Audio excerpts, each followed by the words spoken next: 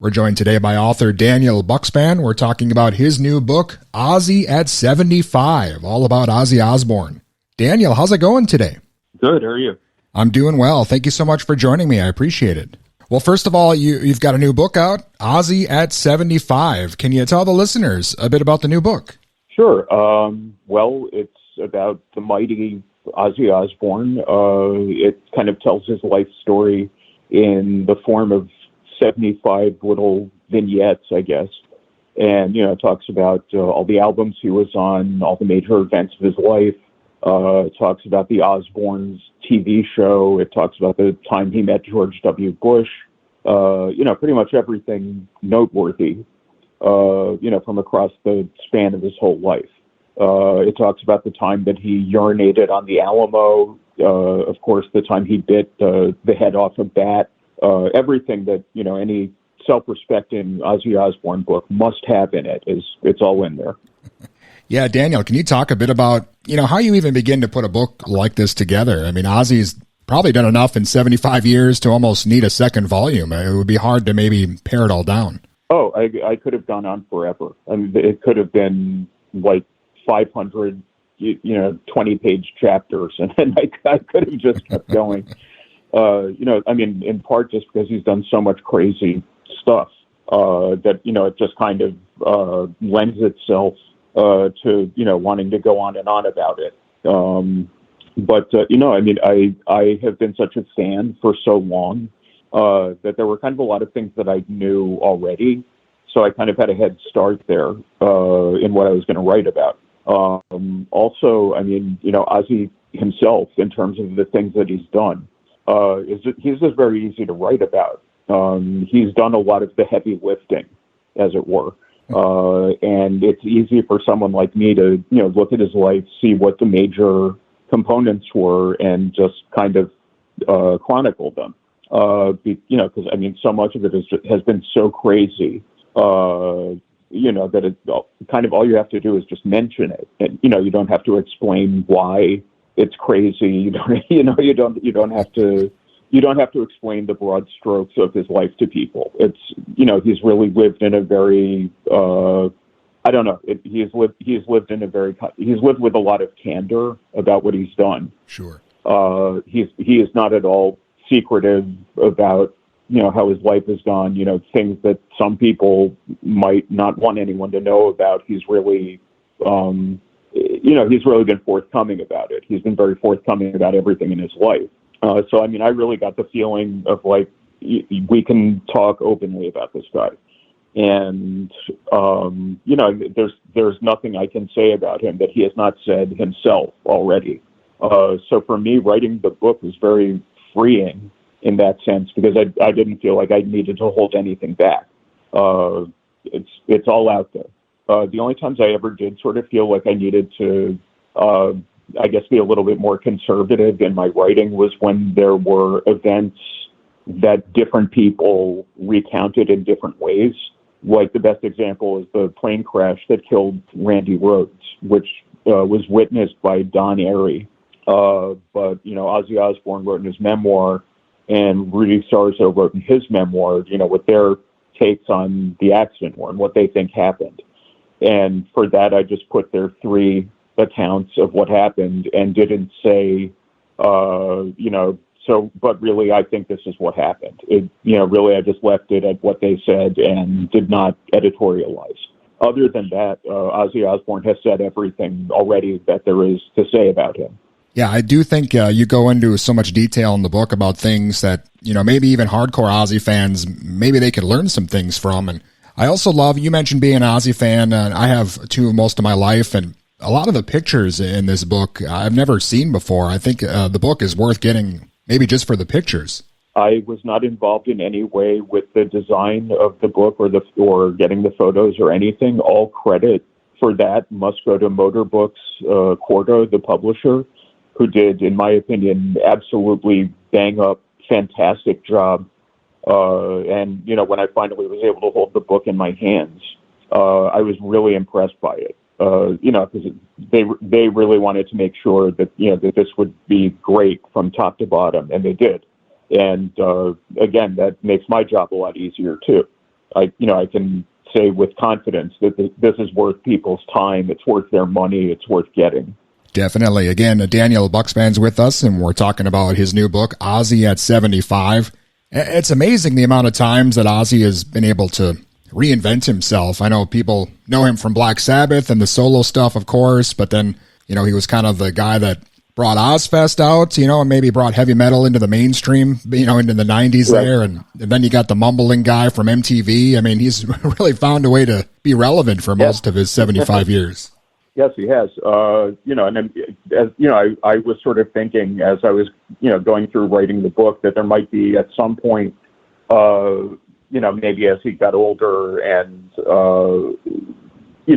and as he did less, shall we say, drunken shenanigans, that there might be some sort of drop off a bit in the events of the book where it would not be as interesting as, when he was a younger man doing all kinds of crazy stuff.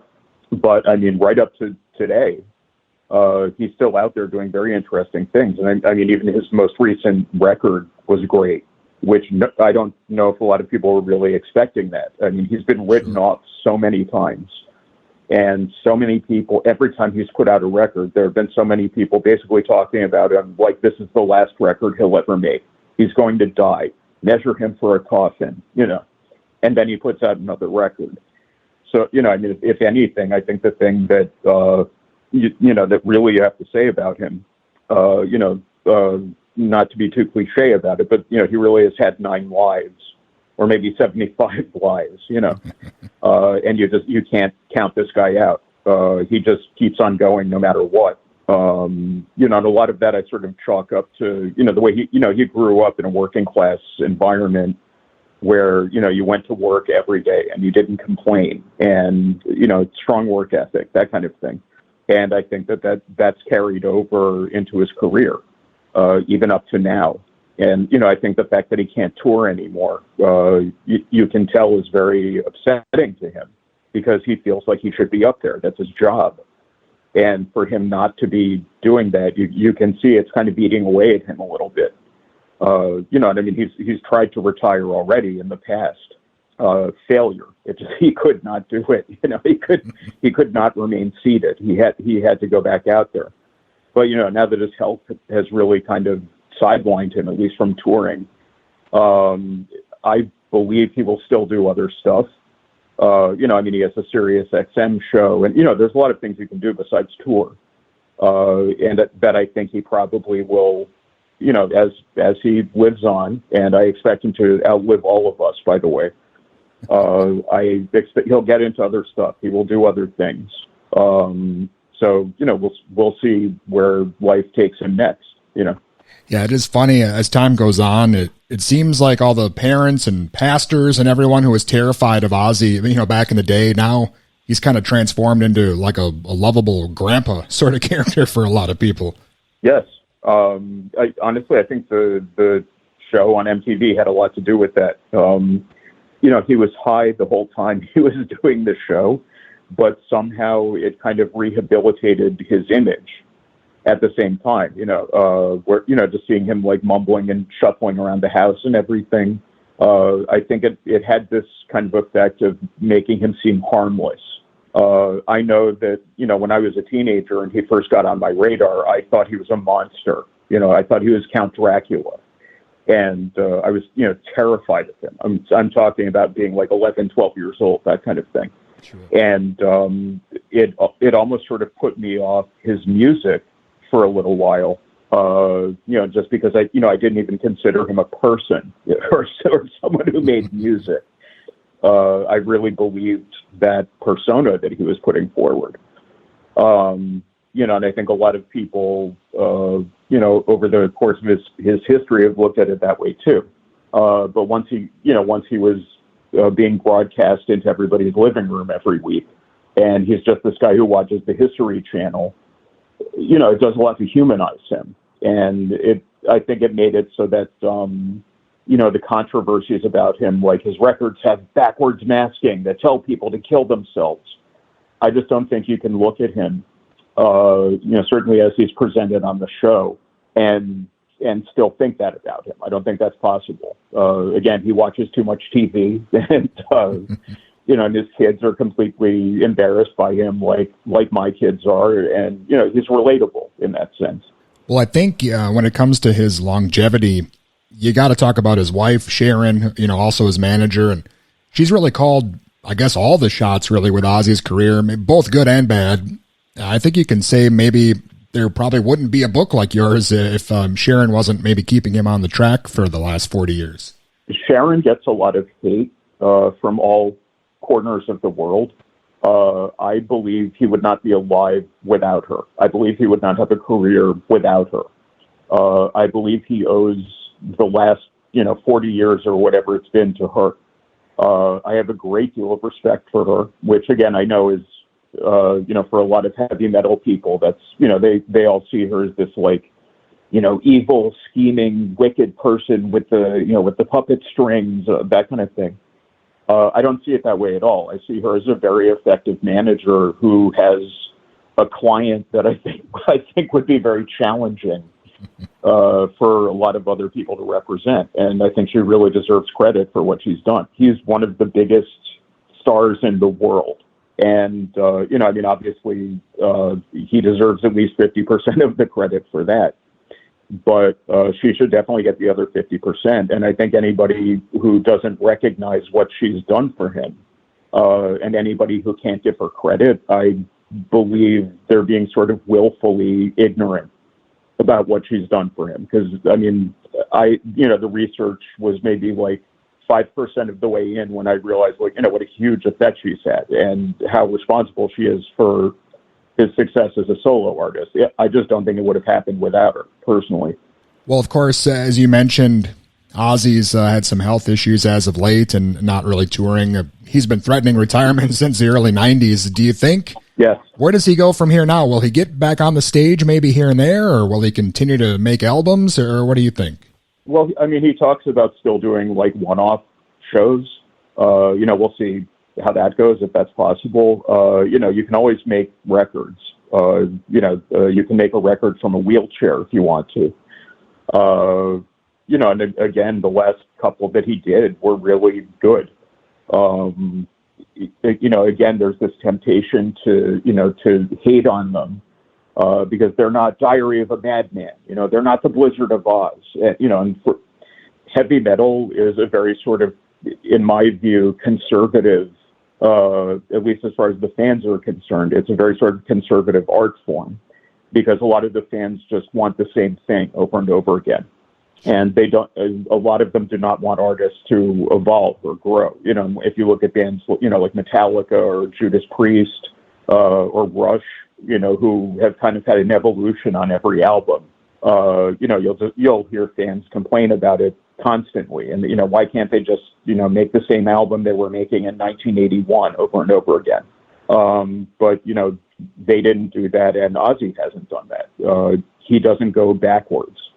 And I think as long as, he's still interested in, trying to do something new and, doing something that's artistically gratifying, I see no reason why he couldn't keep making records forever. And also, like I said, he's got the Sirius XM show. There's a lot he can still do. But touring, I can absolutely understand why at this point he's like, I think I'm done with that. I think I'm finished. He was finished when he was in his 40s. Sure. Touring is a real grind. You ask anybody who does it for a living. And, if once you start to have health problems and that sort of thing, you can't do it anymore. It's just not possible. But there's a lot he can do still, I think, without touring. And I fully expect him to still do, I don't expect to see him just sleeping until 2 every day and watching TV. He's going to do other stuff. I feel pretty strongly about that. Excellent. Well, Daniel, I know the new book is just out, Ozzy at 75. What's coming up for you? Is there anything else maybe you're working on here? Oh, yeah. Well, for the same publisher, Motor Books Quarto, I'm in the middle of writing Rush at 50. Wow, okay. About the greatest, Canadian progressive rock band ever in history. and that is also a dream project, just like the Ozzy book was. So I'm in the middle of that, and I have some other proposals out there, that kind of thing. But right now, the Rush book is what I'm working on. Excellent. Well, Daniel, it's been great speaking with you, and I love the new Ozzy book, and I'd love to speak with you again down the road here when the Rush book comes out. You will hear from me. Excellent. Thank you so much for your time today. I appreciate it. Sure thing. Thanks. And again, that was Daniel Bukszpan, and his new book, Ozzy at 75, is available now.